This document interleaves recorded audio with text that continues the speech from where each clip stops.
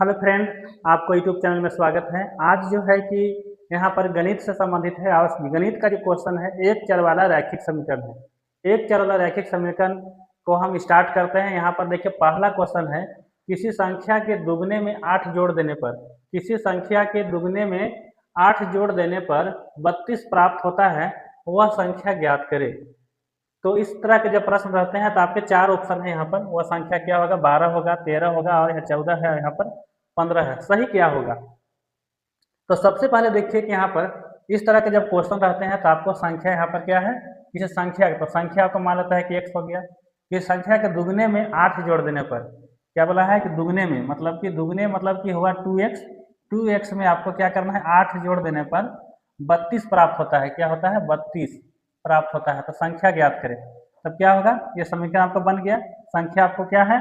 संख्या आपको जो है आपको x है। ठीक है, x में क्या है कि ये बोला है कि दुगने, तो 2 से गुना कर दिए। अब 8 जोड़ने के बाद 8 जोड़ दिए, तब कितना हो जाता है? 32। तब यहाँ पर रह जाएगा 2x, आई हो जाएगा 32 और हो जाएगा उधर चल जाएगा -8 हो जाएगा और फिर हो जाएगा यहाँ पर 2x और घट कर कितना हो जाएगा? ये 24 हो जाएगा। ये 24 हो जाएगा। फिर 2 से काट दीजिए इसको, यहाँ हो जाएगा 12। मतलब संख्या आपका कितना निकल गया? 12 आ गया। अब इसमें देखिए कि ऑप्शन कौन सही है आपका, तो इसका आपका ऑप्शन ही हो गया, ये वाला हो गया 1 नंबर का, ये सही हो गया। तो इस तरह के जो है कि क्वेश्चन जब रहते हैं तो इसी तरह से आपको क्वेश्चन बनता है। आगे बढ़ते हैं। अगर मेरे चैनल को आप सब्सक्राइब नहीं किए हैं तो जरूर कर लेंगे। और जो भी व्यक्ति, जैसे जो आप जेटेट की तैयारी करना चाहते हैं, पलामू के जो बाहर निकलने वाला है 4th ग्रेड का, उसका भी तैयारी करना चाहते हैं, तो आप इसी तरह से जो क्वेश्चन है जेटेट का, खास करके 1 to 5 की जो तैयारी कर रहे हैं, सेम क्वेश्चन यही रहेगा मैथ का, जो 30 क्वेश्चन रहेंगे। तो चलिए स्टार्ट करते हैं। यहाँ पर देखिए 2 नंबर का क्वेश्चन, 2 नंबर का यहाँ पर जो क्वेश्चन है वह क्या है, किसी संख्या कि 1/3 में 5/2 घटाने पर 3/2 प्राप्त होता है, तो वह संख्या ज्ञात करें। संख्या निकालना है। तब क्या करेंगे आप इसमें? मान लीजिए कि मान लेंगे कि संख्या क्या हो गया, माना कि संख्या बराबर आपका हो गया x, संख्या x मान लिए। अब क्या बोला है, किसी संख्या के 1/3 में, 1/3 में कितना घटाना है? इतना। 1/3 का मतलब हुआ कि x/3 में आपको कितना घटाना है? 5/2 घटाना है। तब कितना प्राप्त होता है आपको? 3/2, 3/2 होता है। अब इसको हल करना है। हल कैसे करेंगे? x/3 यहीं रहने दीजिए। अब क्या हो जाएगा? 3/2 और इसको उधर भेज दीजिएगा तो प्लस में हो जाएगा 5/2। अब देखो यहाँ पर x/3 हो गया और ये दोनों का हर सेम है तो डायरेक्ट इसको जोड़ दीजिए। 5 3 कितना हो गया? 8, 8/2, 2 एकम 2, 2 चौका 8, यहाँ पर 1 हो गया। क्रॉस मल्टीप्लाई कीजिए तो यहाँ पर x हो गया। अभी हो गया 4 तिया 12 हो गया। मतलब कहने का अर्थ है कि जो नंबर्स आया, जो संख्या आया, कितना आया?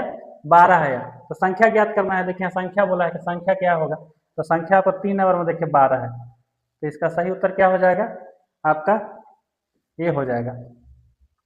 अब देखिए आगे अगला क्वेश्चन आपका यहाँ पर है 3 नंबर में।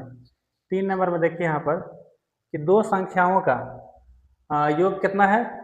35 है। दो संख्याओं का योग 35 है। दूसरी संख्या से 5 अधिक है तो दोनों संख्या ज्ञात करना है। दो संख्याओं का योग कितना है? 35। यदि एक संख्या दूसरी संख्या से कितना अधिक है? आपका 5 अधिक है। तो इस तरह की जब संख्या रहते हैं तो कैसे बनेंगे? तो सबसे पहले क्या करना है कि आपका एक संख्या क्या हुआ?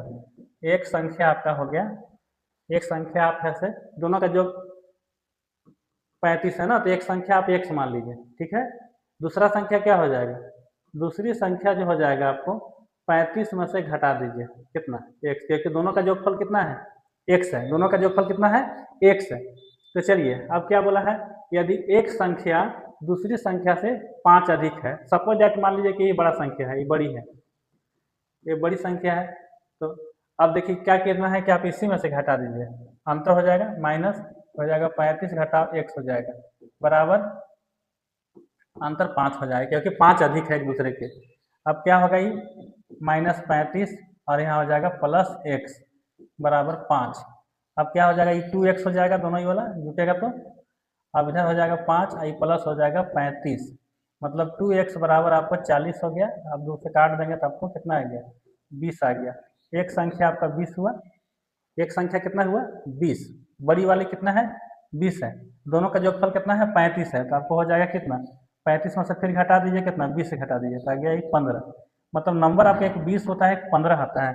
अब देखिए इसमें 15 20 कौन कौन है, तो यहाँ पर देखिए ये वाला एक ही नंबर वाला है क्योंकि इसमें 15 और 20 दोनों है। देखिए यहाँ पर आगे पीछे कोई हो सकता है, बाकी इसमें देखिए 20 है यहाँ पर 3 से इधर तो होगा ही नहीं। तो इस तरह से मैथ का क्वेश्चन जो है कि संख्या वाला बनता है, आपको सिर्फ कंसेप्ट रखना है कि आखिर इसमें मांग क्या रहा है। अब देखिए यहाँ पर 4 नंबर में वीडियो का आप अंत तक बने रहेंगे, संख्या आपका कंप्लीट हो जाएगा। देखिए यहाँ पर 3 लगातार पूर्णांकों का योगफल 51 है। पूर्णांक क्या है, पूर्णांक बताना है, लगातार है, कंटिन्यू पूर्णांक है।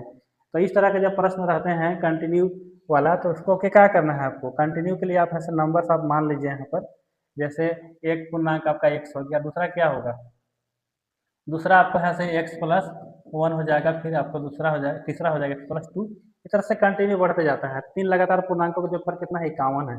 तो पूर्णांक क्या होगा आपका, तो हो जाएगा, मान लो सबको जोड़ दीजिएगा, इस सबका जोगफल कितना है आपका 51 है। डायरेक्ट हम बनाते हैं तो आप यहाँ जोड़ दीजिएगा तो 3x हो जाएगा, i प्लस 3 हो जाएगा बराबर 51।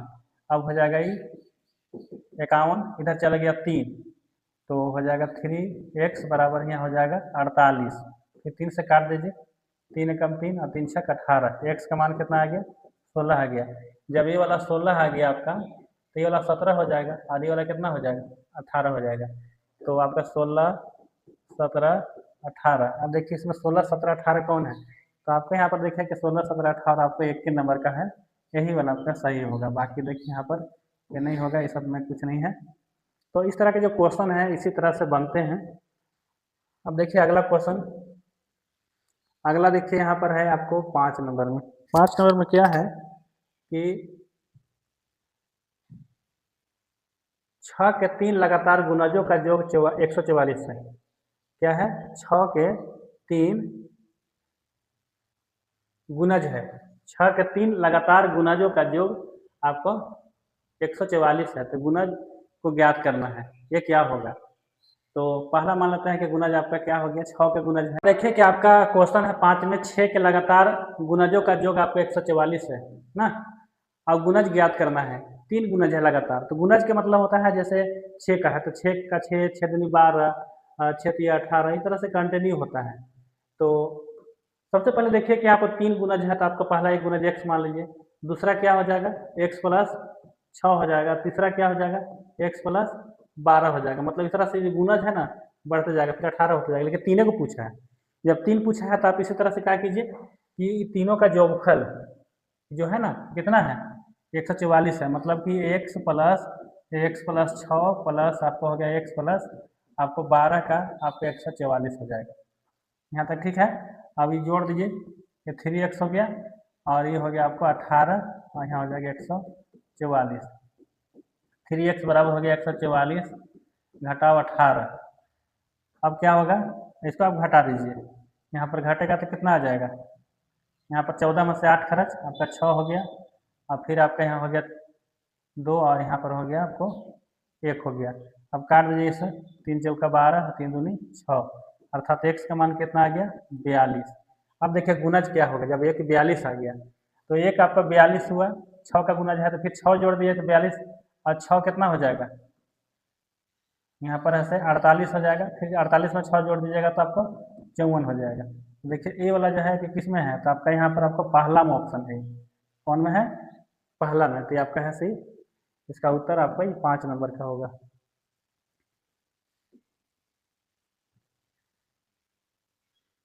अब देखिए 6 नंबर में, यहाँ पर 6 नंबर में क्या है, 6 नंबर में है दो संख्याओं का अनुपात आपको दिया हुआ है 2:5 और उसका अंतर 21 है, तो संख्या ज्ञात करें। दो संख्याओं का यहाँ पर आपको क्या दिया है अनुपात दिया हुआ है और उसका अंतर है से कितना है 21 है, तो संख्या ज्ञात कर। तो जब भी कोई भी अनुपात वाला क्वेश्चन होता है तो अनुपात वाला क्वेश्चन आपको ऐसे मानना है, जैसे पहला संख्या आपको हो गया कितना 2x और दूसरा हो गया 5x है। अब दोनों का अंतर कितना है 21 है, तो आप देख लीजिए 21 का मतलब हुआ कि आपको 5x घटाओ 2x बराबर 21 हुआ। ये घटने पर क्या आ जाएगा 3x बराबर 21 और 3 सते 21 हुआ। x का मान कितना हो गया 7। जब x का मान 7 आया तो संख्या ज्ञात करना है, तो इसका कितना हो जाएगा, ये हो जाएगा 7 दूनी 14, इसका कितना हो जाएगा 7 पचे 35, तो 14 और 35, देखिए 14 और 35 कौन में है, तो 14 और 35 जो है आपको एक नंबर में ही आपका है, इसका सही उत्तर आपका ए हो जाएगा। अब देखिए आगे आगे यहाँ पर है आपका क्वेश्चन नंबर 7 में। देखिए 7 में क्या है, थोड़ा सा क्वेश्चन लंबा है। किसी कक्षा में बालक और बालिका की संख्या का अनुपात कितना है, यहाँ पर आपको दिया हुआ है 7:4 है। यदि बालकों की संख्या बालिका की संख्या से 18 अधिक है तो कक्षा में कुल कितने विद्यार्थी हैं।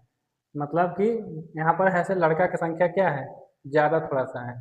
तो यहाँ पर देखिए सबसे पहले आप क्या कीजिए कि यहाँ पर बालक का, तो बालक क्या हो जाएगा, बालक का जो है आपको हो जाएगा 7x।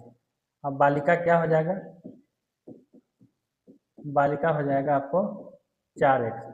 देख रहे हैं यहाँ पर 7:4 दिया हुआ है। अब क्या बोला है कि इसका अंतर, मतलब यदि बालकों की संख्या, माने यहाँ पर अंतर वही चीज हुआ कि बालकों की संख्या कितना है, 18 अधिक है, इसमें 18 अधिक है, मतलब जो कि अंतर जो होगा ना इसका 7x - 4x का अंतर कितना है 18 है, तो घटा दीजिएगा तो कितना आ जाएगा 3x बराबर 18। अब क्या होगा 3 × 6 18, x का मान क्या आ गया आपको 6 आ गया। अब आपको निकालना है कि कुल विद्यार्थी की संख्या, तो बालक क्या हो जाएगा 6 × 7 = 42 हो जाएगा। अब बालिका क्या हो जाएगा आपको 6 × 4 = 24 हो जाएगा। अब जोड़ दीजिए इसको, देखिए कुल पूछा है, यहाँ 6 हो गया, यहाँ पर 6 हो गया, तो आपका जो नंबर्स आए कितना है आपका 66 है। तब देखिए इसमें से 66 कौन है, तो 66 आपका ए वाला है, पहला नंबर। तो इस तरह से क्वेश्चन है, क्वेश्चन बड़ा देखने में लग रहा है लेकिन क्वेश्चन ईजी है।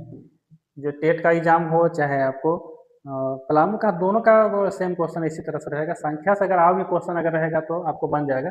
यहाँ पर देखिए 8 नंबर में क्या है कि रीमा और सीमा की जो वर्तमान आयु है, जो अनुपात है उसका उम्र का, वो कितना है आपको 5:7 है। 4 वर्ष बाद दोनों की आयु का योग 32 हो जाएगा 4 वर्ष बाद।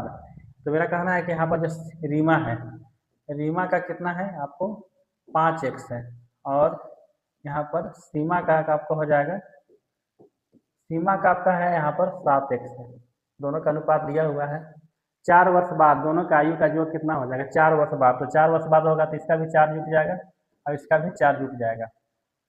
अब देखिए 4 वर्ष बाद दोनों का योग कितना हो जाता है 32, मतलब कहने का मतलब है कि इसका योग जो आएगा 32 आ जाएगा। तो जोड़ दीजिए इसको, 7 × 5 = 12x, और ये कितना हो गया 8 हो गया, बराबर यहाँ पर 32 हो जाएगा। यहाँ पर 35 हो गया, 32 होगा। अब हो गया यहाँ पर 12x, यहाँ पर अब घटेगा 32 - 8, अब घटाइए 32 में से, यहाँ पर ऐसे 12 में से 8 खा 4 हुआ, यहाँ पर 24 हो गया, तो 12 दूनी 24, मतलब x का मान क्या आ गया आपको 2 आ गया ना।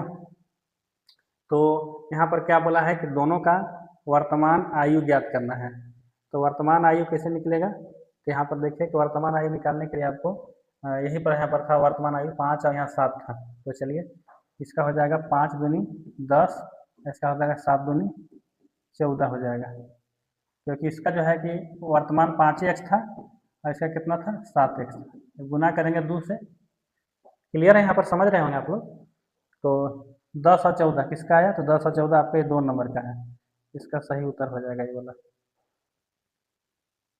देखिए अगला क्वेश्चन, यहाँ पर अगला क्वेश्चन है आपको 9 में। देखिए 9 में है, एक आयताकार कमरे की लंबाई उसकी चौड़ाई की दुगनी है।